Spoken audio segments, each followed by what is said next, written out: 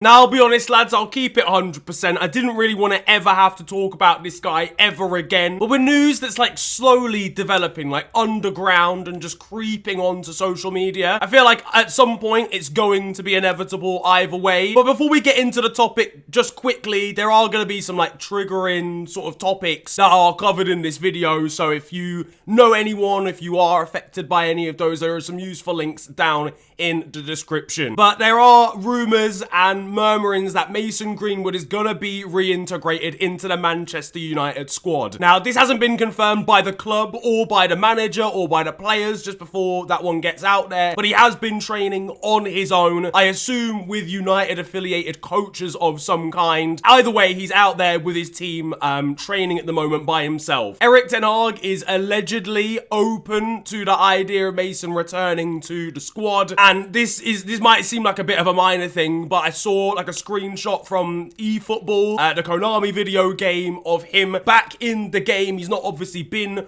on any football related video games since all of the news came out. Now, I'm gonna assume I don't need to explain the story to you, but a while ago, just over a year ago, I want to say, some pictures and audio clips came out of Mason Greenwood's girlfriend. She had injuries like on her face and on her leg and stuff like that, and these audio recordings were allegedly Mason threatening horrendous things to her. Now, at the very least, it was an extremely controlling relationship that seemed extremely abusive at the time. He obviously got suspended by the club, and it seemed as if he was going to get released and obviously taken to court. From a criminal perspective, it got dropped, but I'm going to be directly honest, yeah. I hope a lot of you know what my viewpoint on this is, yeah. If you don't think that the evidence that was provided originally is enough, got pictures and audio recordings, then I don't know what kind of evidence you need. This type of crime is so hard to actually prosecute someone for, like properly, till the end, because it's one person's word against another, and I really wish people would use their brains when it comes to this sort of thing, because it's so obvious that it's really, really, really hard to convict someone for this crime, especially when they're really fucking famous and have lots of fucking money. It's opened my eyes to so many people that, like, are really in denial that this could have ever possibly happened. I don't know, people who have never been in traumatic or controlling relationships will never probably understand how someone could get back together with someone that's caused them that much grief, that much harm, but it's a very real phenomenon. It's something that happens all of the time. Why would Mason get back with someone who's falsely accused him of that and almost ruined his footballing career? Use your minds, lads. But this video, I've already talked about the Mason Greenwood situation before when it first came to light. That's not what this video technically is about, even though that's something that you should know. But it's also about Manchester United's response to this issue, because that's a major thing here too. Manchester United have, by definition, tap danced around this issue for a long time, and it became really apparent that they weren't going to take decisive action, and decisive action that a lot of people wanted and that Mason deserved, when nothing had really come to light after 6 months. Now, I know they needed to conduct their own investigation into that. The problem that I have is they've come out this week, or United haven't come out this week, but there's news has come out this week. They are delaying a decision on Mason Greenwood contractually to September because they need to explain the situation to their stakeholders. I don't think they need to explain anything to stakeholders if they were going to release him. A couple of the other things that I talked about at the start of the video lead me to lean towards the fact that Mason Greenwood is going to stay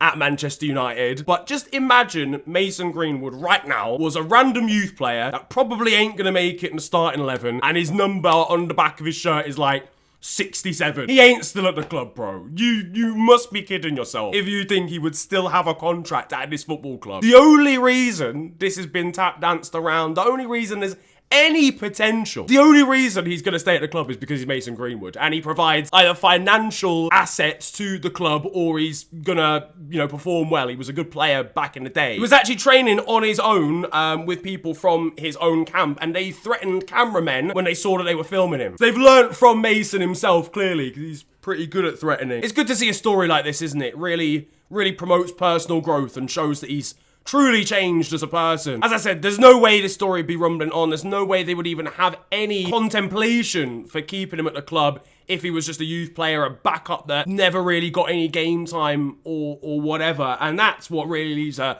proper sour taste in the mouth, because it's not about humanity, it's not about the victim, it's not even about Mason, it's not even about football. It just becomes kind of about money at that situation. You're not only just defending shocking behavior, you're just defending greed at that point, which is just equally pathetic. And it's just a shame, because anytime football really ever has an opportunity, a chance to grab like a moral issue and go, you know what, guys? We're gonna do the right thing. We're gonna, whether it be racism, workers' rights at the World Cup, women's rights, literally any single topic at all, and it chooses money or just what happens out on the pitch every time. And it's spurred on by, I want to say a minority, and it probably is a minority overall, but a vocal majority on social media that are calm with it. Because that's exactly what we've seen during this case. I've seen so many Twitter accounts now that are basically dedicated to saying, he's made a mistake, he served his time, get him back on the pitch, and showing him celebrate. Bruv, it's been like 11 months. What time has he done? Imagine being a women's footballer at Manchester United, like part of the women's squad, and you see the men's squad acting like this. Like, what message does this give? What message does it give, to female fans who are fans of Manchester United, who have seen this case develop, who have seen this young girl be brave, come out on social media, she's been harmed, she's ended up taking him back, it's clearly an abusive relationship, and have seen the football club that they either support, play for, work for, act like this without any backbone. They've not even done anything with chest. And then they've come out on Twitter, obviously. I saw a tweet from them recently saying that they want to build a connection and a bridge between the fans and take on board what they say. And I think that was probably linked to the little protest that happened outside of Old Trafford. Well, then release him.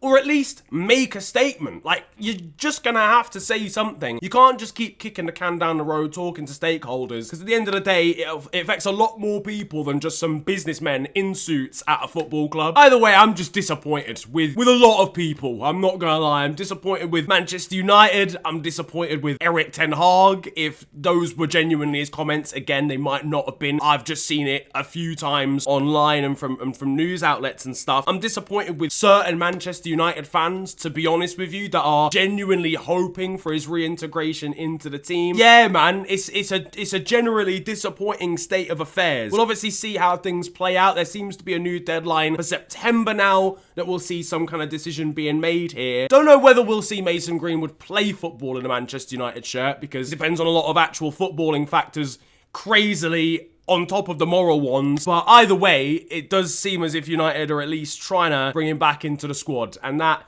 is crazy to me. Normal videos will be back from tomorrow. Got a lot of videos going out this week, but just, yep, overall, everyone, stop being disappointing.